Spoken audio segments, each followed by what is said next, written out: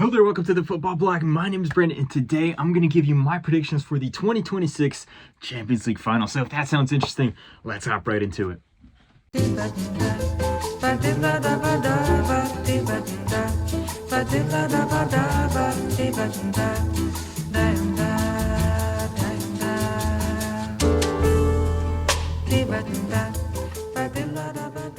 So the 2026 Champions League Final is finally here. We have one game, two teams left, and there's only 90 minutes, perhaps 120 minutes away until we decide who is going to be the Kings of Europe for the year of 2026. A very interesting matchup.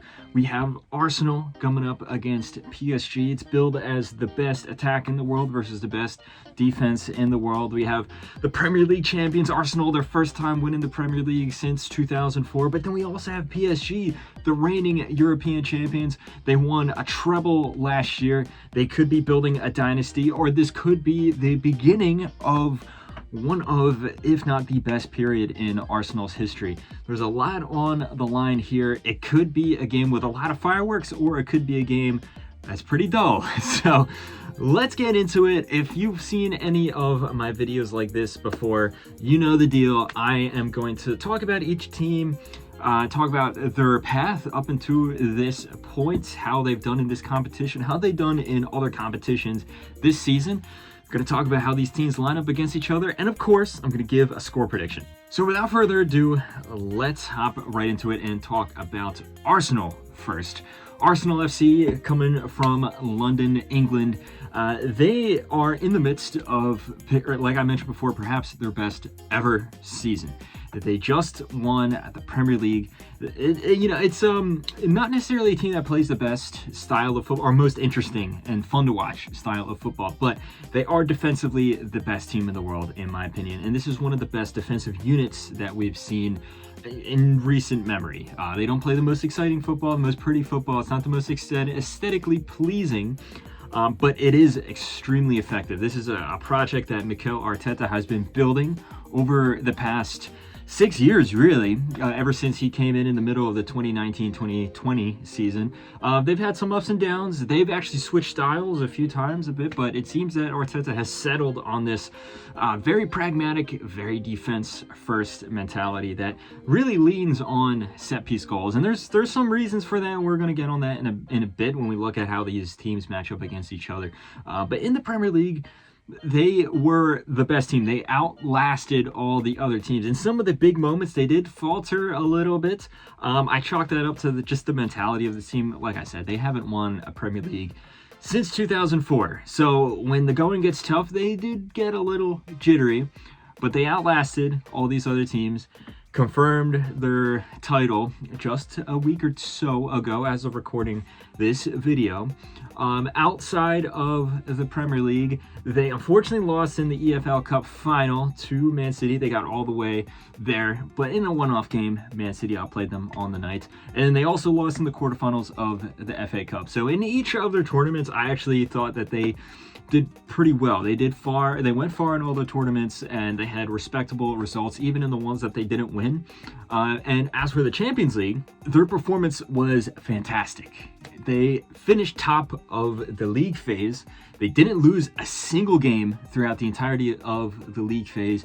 They only conceded, I believe, 5 goals total in all those 8 matches there.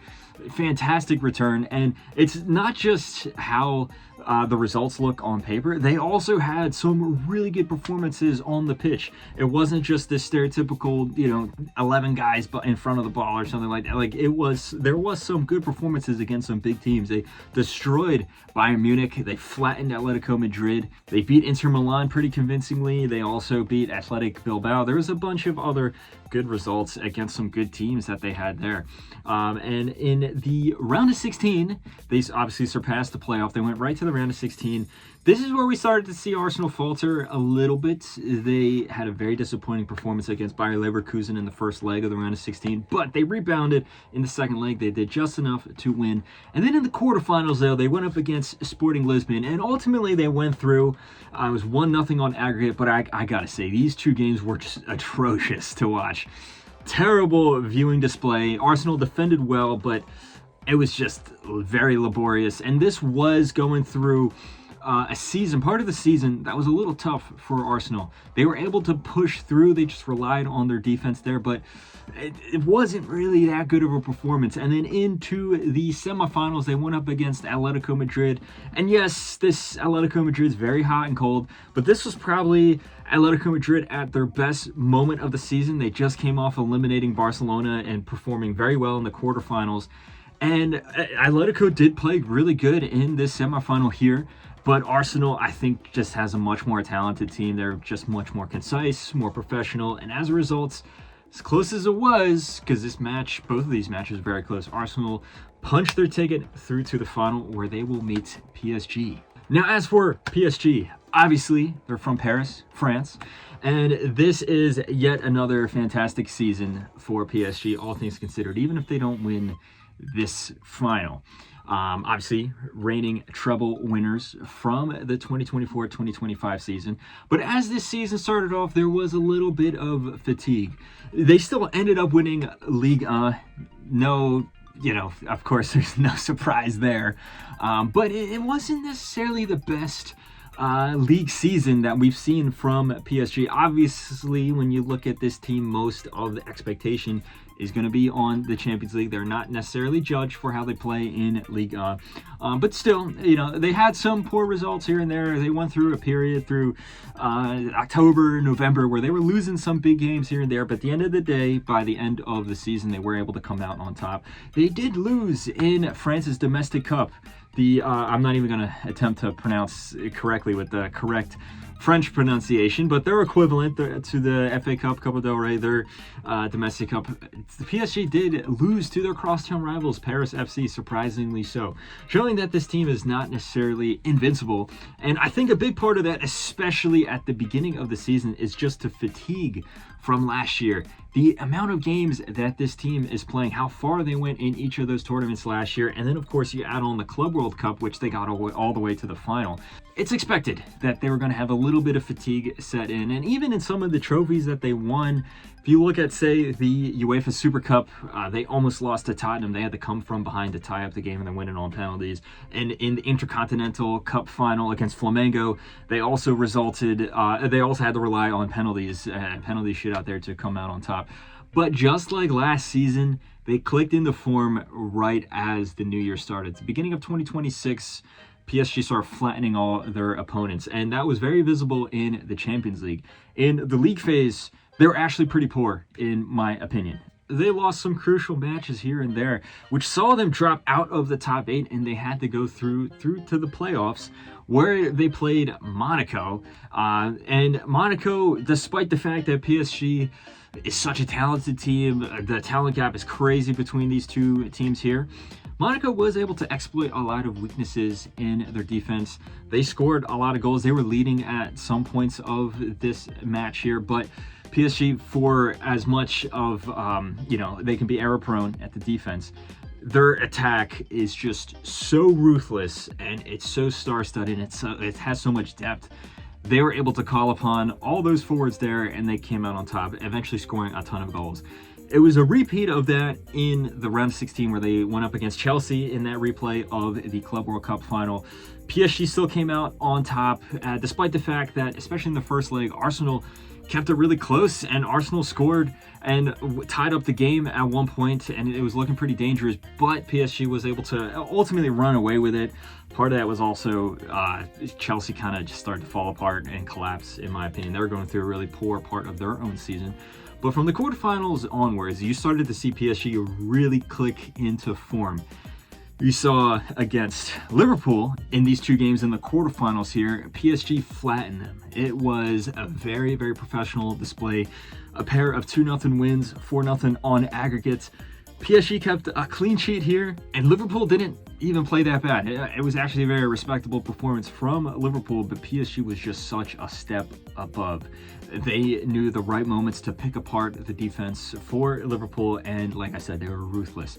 Then in the semifinals, we had what is possibly one of the greatest, if not the greatest, semifinal matchup ever. We had PSG going up against Bayern Munich. And admittedly, the first leg was a lot better than the second leg, but still a very exciting pair of games here. And that game was super back and forth. And ultimately, PSG came out on top after a massive goal fest. But I think the difference between these two teams, and they play very similar, it's a high line, it's a, attack first mentality. But the reason that PSG went through is on those two nights there, PSG's attack was just much more concise. They were much more prolific. They scored in the biggest moments versus Bayern Munich faltered a little bit, especially in that second leg there. They've spurred a lot of chances and PSG did not, leading them to the final here against Arsenal. Now, it's very interesting if you look at PSG's season. It's almost an exact repeat of last year, especially in the Champions League, where they didn't really do so well in the league phase and the group league phase. They had to go through to the playoffs against another French team. They eliminated a bunch of English teams, but they really clicked in the form in around the 16 quarterfinals, leading themselves all the way to the final. And another really interesting thing about this team as well is, yes, the results are very similar, but the team itself is exactly the same almost. Yes, okay, Warren Zaire-Emery has played a little bit more this season because Fabian Ruiz has been in and out with injury. Dembele's been in and out with injury a little more than last season, so Barcola has played a little more. But other than that, he's exactly the same. The sole exception is Safonov, who actually superseded Lucas Chevalier, the replacement for Donnarumma, who went to Man City. But other than that, it's exactly the same. You have that midfield engine. You have Vitinha, João Neves. You have Hakimi lapping over on the right, Nuno Mensch lapping over on the left, Doué, Dembele, Kvaratskhelia. It's the same team, essentially. Similarly, though, Arsenal, while this isn't a repeat of their Champions League campaign, so to say, this is the same, most of the same starting 11 that Mikel Arteta has had for the last few seasons. Both of these teams are projects in the making, reaching their natural conclusion here. So it'll be very interesting to see who comes out on top. As I mentioned before, this is being billed as the best attack in the world versus the best defense. Arsenal has had a fantastic defensive display in all competitions. PSG has had a fantastic attacking display in all competitions as well. But the inverse of those statements is also true. While Arsenal has a fantastic defense, their attack leaves a lot to be desired. And most of it, I think, it has to do with injuries and just players being out of form. For example, someone like Kai Havertz, someone like Gabriel Jesus, they've just been in and out of injury. Victor Gyökeres, it's just been a little tough for him to settle into the team. Coming into a top Premier League team like this after coming from the Portuguese league, it's going to be a little different there. He hasn't fully clicked into the system yet. Bukayo Saka, who is admittedly a fantastic player, hasn't really been having the best season. So that is Arsenal's biggest weakness. For as good as they can be defensively, sometimes they look very dull up top. They just don't create enough chances and they don't put away enough of their chances. Similarly, for PSG, while they can score a ton of goals, they let in a lot of goals.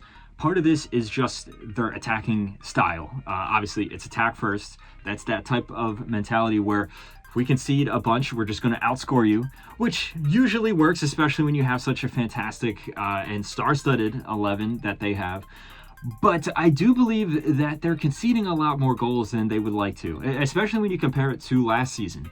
And I think it's a similar situation where there's been some injuries, some players out of form as well. If you look at a guy like Pacho, one of the best center backs in the world, but he's very error-prone at times. And then Marquinhos, as good as a player as he can be, I don't know if he's necessarily a top 5 center back in the world. I think there are better center backs out there. Still a world-class player. I mean, obviously, we're splitting hairs here. We're talking about the Champions League Final. So every single player that's here is a very good player. But if you were to point to a weakness in this PSG team, I would say it's their defense, specifically their center back pairing. And that was exposed against Bayern Munich, where they still conceded a lot of goals. So when you look at these two teams together, it's really a question of who can exploit the weakness of the other team more effectively. Now, going back into the previous Champions League finals, I feel that most of these games have almost always had a clear favorite. Last year, PSG, Inter Milan, I think PSG was a clear favorite. The year before that, Real Madrid, Borussia Dortmund. Obviously, Real Madrid was the clear favorites. 2023, Man City, Inter Milan. Obviously, Man City was a clear favorite in this. For this one here in 2026, I don't really think that there's a clear favorite. Yes, PSG are building this dynasty. They just won the treble last year, the reigning champions of this competition. But it's not to say that this Arsenal team is a pushover. I mean, maybe you could say that PSG are the slight favorites, but this, like I said, Arsenal is the best defensive team in the world. They just won the Premier League, and their form leading up to the last of the few matches wasn't the best, but I feel that their spirits are so high. The morale is so high after winning this title. They finally broke that streak, that negative streak that they had looming over their heads. They finally broke that. Spirits are really high if you're an Arsenal player or in the coaching staff or a fan. So it's really hard to call this game. But I'm going to side with PSG, I think. It's essentially a coin flip, but I'm going to side with PSG. I just can't get past how talented their players are, especially when you look at, for example, their wingers, how they line up against Arsenal's fullbacks. Arsenal have very good fullbacks. Are they the best fullbacks in the world? You can make a case for both of their center backs, Gabriel Magalhaes, Saliba. You could say, I would say that they're in the top 5, maybe even the absolute two best center backs in the world right now. Their fullbacks, still very good, still world class, but not on the same level, I would say. So for that very reason, just the intensity that PSG is going to be bringing with their wingers, I'm going to side with PSG. The way that I see it, and the way that everyone's kind of characterizing this game, there's one of two possibilities. Everyone's saying that it's either going to be like an absolute slaughterhouse. PSG is going to score one goal, and then the rest of the goals are just going to follow in, just like last year's final. Other people are saying that Arsenal's going to score an early goal off of a set piece or something like that, and then park the bus for the rest of the game, and it's going to be a snooze fest. I don't necessarily think either possibility is actually going to happen in reality. What I think is going to happen is it's going to be super tight for most of the game, but PSG will grab a late-ish goal after just banging on the door with their wingers going at these Arsenal fullbacks, like I mentioned. And then as Arsenal's chasing the game, they're going to concede a goal very, very late. So I'm saying 2-0 on the night to PSG. But anyway, guys, let me know what you think of this match. Do you agree? Do you disagree? Do you think that Arsenal can outlast PSG, that their defense is going to be stronger than I'm saying that it's going to be in this particular match? Do you think that I'm correct and that PSG is going to come out on top? Do you think that PSG is actually going to have a very easy game in this match, just like they did in the final last year? Do you think this game's going to be super exciting, tons of goals, both teams kind of just throw their defensive mindset out of the window? Or do you think it's going to be absolutely dreadful and it's a 0-0 game that goes all the way to penalties or something like that? Let me know all your thoughts in the comment section below. Don't forget to like and subscribe. Share this video with a friend. Follow the Football Bloc on social media. But anyway, guys, my name is Brandon. This has been the Football Bloc, and I hope you have a nice rest of your night.